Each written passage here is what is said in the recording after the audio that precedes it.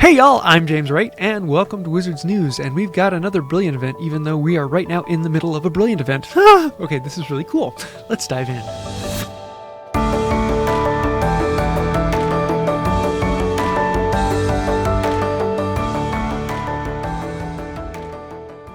A Brilliant event, like the one we're currently going into, immediately change into the next Brilliant event on Tuesday. It will be happening at 11 a.m. Pacific Standard Time. So for me, that is 1 p.m. Central U.S. time. You'll have to figure out when it is for you. So if you have not yet gotten your Fortress Foundable from these first half, make sure you go out and get that because you won't be able to get it after this.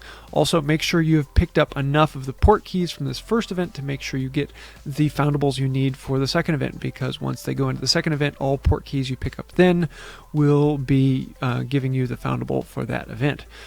And there's going to be a few changes. Number one, this current Brilliant event we're in is really focusing on Dark Detectors, and the next one will really be focusing on Fortresses. So if you really want to be getting those high-level Foundables you're getting from Dark Detectors, make sure you do that now, because once we switch over, all of the bonuses will now be on Fortresses, which we'll be talking about some of that here in a bit. So I'm going to take you over to one of my favorite places for news, the Hub. And this is official information from Niantic, from phases. This has all been approved. So this isn't data mined information. This is what will be happening. So a lot of the other sites out there have data mined information, and some of it's not quite right. We ran into a few issues with that with the information for the first half of the Brilliant event. So let's actually dive into this and look at what all we have. In this event, you'll be able to get the full 15 books. So in the last one, you're only able to get 14 because one of them was from the previous month event. So now you'll be able to get a full 15 now, as well as you'll be able to get 7 more regular books. And as they've been doing, there will also be the bonus assignments, so you can make this go a little bit longer. First up, let's look at the assignments that are coming up.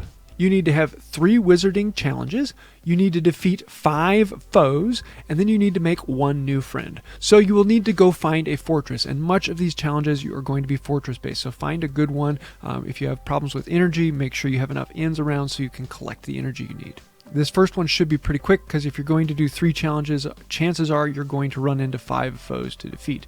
You are going to need to make 1 more friend, and so this is a good opportunity to bring in a new friend. Is there someone out there who you know in real life who might want to play this game? Introduce them to the game, bring them around, and show them these challenges. Take them through some low-level challenges, and it's a way that they can get these things from the bonuses as well as you can. So it's a great opportunity to introduce new people to the game. If you don't have anyone around, you can go over to the Wizards News Hivemind Discord server. There's a link down in the description below. And on there, at the opening of it, I'm going to be posting my friend code. And I have a few slots left, and I will accept as many until it fills up. So tomorrow, as soon as it starts, I'll post my friend code on the main group in the server. Hopefully, if you get that, great. If you don't, I'm sorry. I'll be doing some more like this in the future. If you don't happen to make my friend, then there are lots of other places, especially if you're on the Hivemind group. There is a large section where people are trading friend codes. So hop on there and have a bit of fun. Let's go down to phase number 2. In here, we're going to have the first things of brewing. You're going to have to brew 2 invigoration drops. Now, realize these are not strong invigoration drops, and so normally I don't brew regular ones, but here you're going to have to brew the regular ones. And then you're also going to have to use 2 of them. So if you are an Aurora, that this is something you never use, you're going to have to brew 2 and use them, and oh well. For me, I'm using them all the time, especially if I'm going into higher level chambers as a professor. They are incredibly useful. And then you're going to have to defeat 5 foes, so that's pretty straightforward. If you're doing challenges, great. There you go. Moving on down to section number 3. Number 1, you're going to have to use 1 Dark Detector. Wait, those aren't in fortresses? Oh, okay. You're going to have to go to another inn. So the first 2, you're going to be at a fortress, and then you're going to have to go to another inn and use at least 1 Dark Detector. Now, I generally say, if you're going to use Dark Detectors, don't ever use just 1. Put all 3 of them on 1 inn. That way you'll get the better chance of getting severe and emergency foundables. So you may want to spend your full 30 minutes there so you don't waste your Dark Detectors, but you need to use at least 1 on an inn. Next, you're going to have to brew 2 strong Stimulo potions, and then you're going to have to return 5 high threat level foundables. Now, the 5 high threat level foundables should be fairly easy with Dark Detectors on, and also some of the Brilliant event spawns do count towards high, so that may be very useful for you. So far you're going to have to see that you have to brew 2 of your invigoration draughts, and you're also going to have to brew 2 strong stimulos. Now, the brewing time is actually selecting it. So once they are finished brewing and they're spinning above the pot, once you click on them, that is when the brewing is actually accrued. So what you can do now is go ahead and start brewing those right now, put them in your pot so that they are ready tomorrow when the game actually starts. So they'll be spinning above hand and you can just click them and be done with it.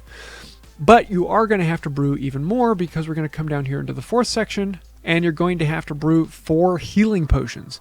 So I know a lot of people out there are going to be brewing 4 in the regular cauldron and 4 in the rented cauldron so that you can have all of them ready and spinning above the pots. So when it comes time, you can just click them when you get to that section of the event. That way you don't have to be waiting around for them. But if you don't want to do that, you don't want to spend the coin on it, then you can just wait until they're ready and then put the next batch into the pot. So you're going to have to brew 8 potions for this. So be ready for that. If you're the type of person where this event takes an entire week, you're going to have to be thinking ahead, making sure you have the time to brew them out over the course of the week. So after brewing those 4 healing potions, you're going to have to use 4 healing potions. If you're an aura and you're playing high level, this is not a problem. You're going to be using them quite a bit. For me as a professor, I've got to be doing Dark 3, Dark 4, Dark 5 before I'm using healing potions. It's rare that I'm running into them anything lower than that.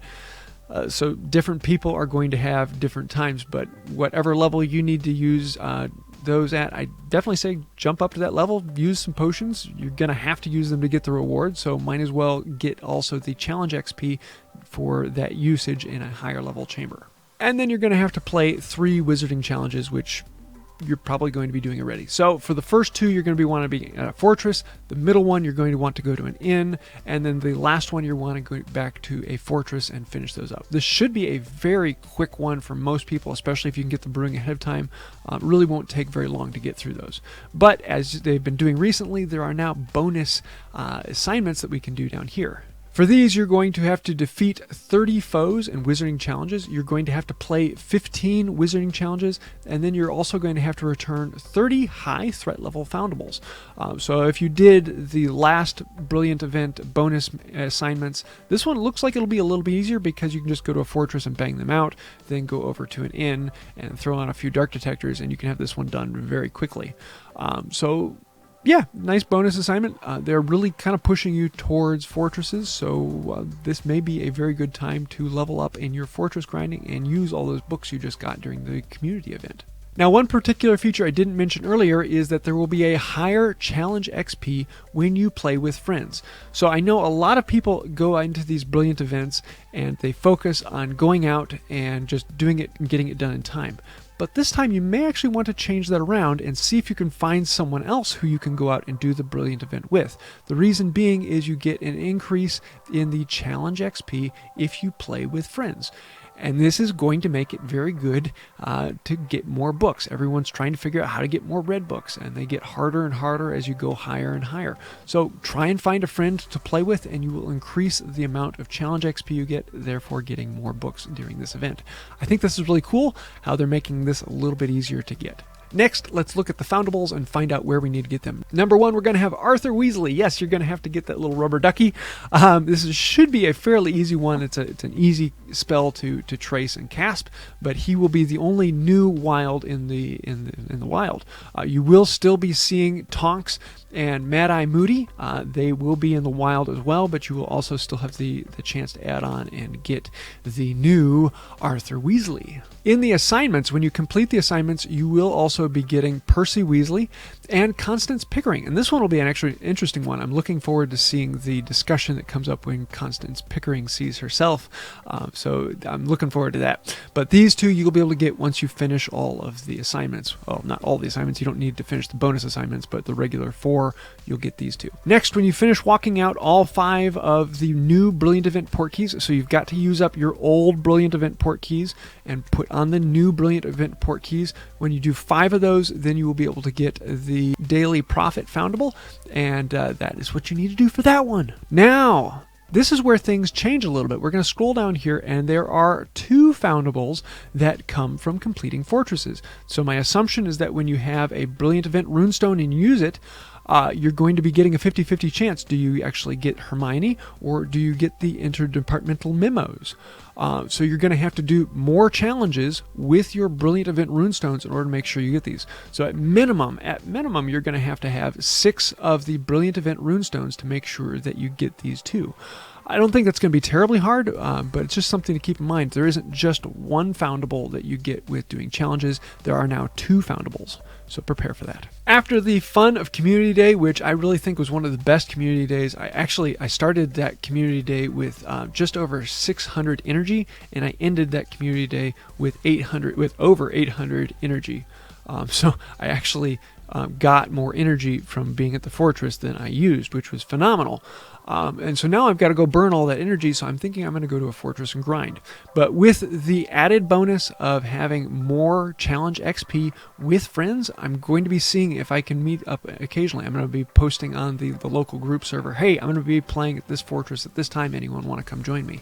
And the more grinding you can do with more people, the more challenge XP you get, the more books you get, the faster you can grow your tree, and if you want to, then start growing into other professions. Make sure you get your brewing in order so you have your invigoration draughts, your healing potions, and your strongest stimulos ready for the time. That way you can get through it a little bit faster. This is going to take a bit of time, and you are going to be having to spend a good bit at a fortress. If you do have a sponsored fortress nearby, I would suggest going there. If you don't have a sponsored fortress nearby, don't worry about it, because there really isn't going to be any big change between what is normal and what is happening during the Brilliant Event. So I'm really looking forward to doing this one, and keep in mind that we have this Brilliant Event which immediately changes into the next Brilliant Event, and then after that there is going to be an end of month event, which I'll be getting more information on that, which I'm really looking forward to it. Then throw Community Day on top of all this, and wow, this is cool. I'm having a lot of fun, and I hope you are too. I'd love to hear your thoughts. What are you thinking on this? Is there something particular you think they could do better, or something you think that they're doing phenomenal? Throw those comments down below. I'd love to see those. As well as now, if you want to help support the channel, I do have pins and shirts and pop sockets available, so you can show your love for Wizards News as well as help us out as well. Thank you for that. That does mean a lot. So I think that's about it for today. If you did like the video, please hit like, comment, share, subscribe, ring the bell. You know all those things, they do mean a lot. And that's it. Until next time, have a magical day. And it's chocolate frog time. So this one comes from one of the fans in Moldova. And let's open it up and see who we get inside. Something fun, something new. It is Godric Gryffindor, the founder of my house.